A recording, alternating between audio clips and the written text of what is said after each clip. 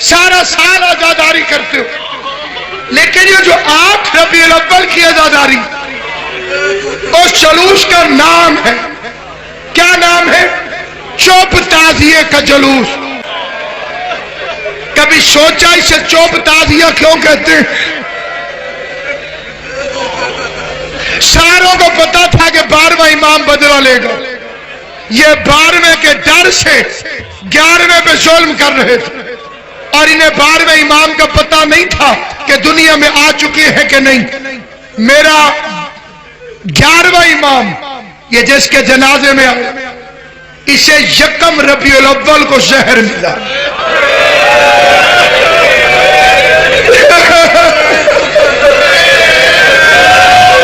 8 دن ہو گئے ہیں، تمہارا 12واں امام چپ کر کے روتا رہا۔ جسے یہ لفظ سمجھ آیا اس کی عزاداری ہے، کیونکہ اونچا روتا تو فوجیں گھر میں داخل ہو جاتی۔ میرا محلہ چپ کا تم پر پابندی نہیں ہے، تم چیخے مار کے رو، وہ ہائے کر کے رو۔ تمہارا 12واں امام اونچی آواز میں نہیں رو سکا، چپ کر کے باپ کے قدموں کے پاس روتا رہا۔ اس لیے اسے کہتے ہیں چوب تعزیے کا جلوس۔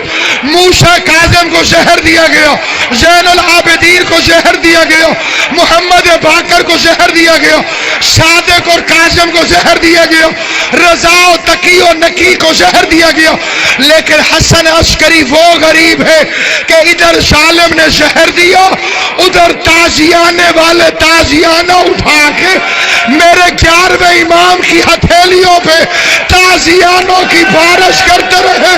میرے امام کے ہاتھوں سے خون کا فوارہ نکلتا رہا۔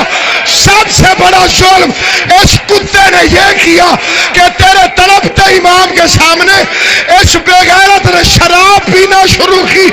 تیرا امام رو کے کہتا حیا کر، چل مجھے امام نہ سمجھ، نبی کا بیٹا سمجھ کے حیا کر، میرے سامنے شراب نہ پی، میں رسول کا بیٹا ہوں، میں زہرا کا بیٹا ہوں۔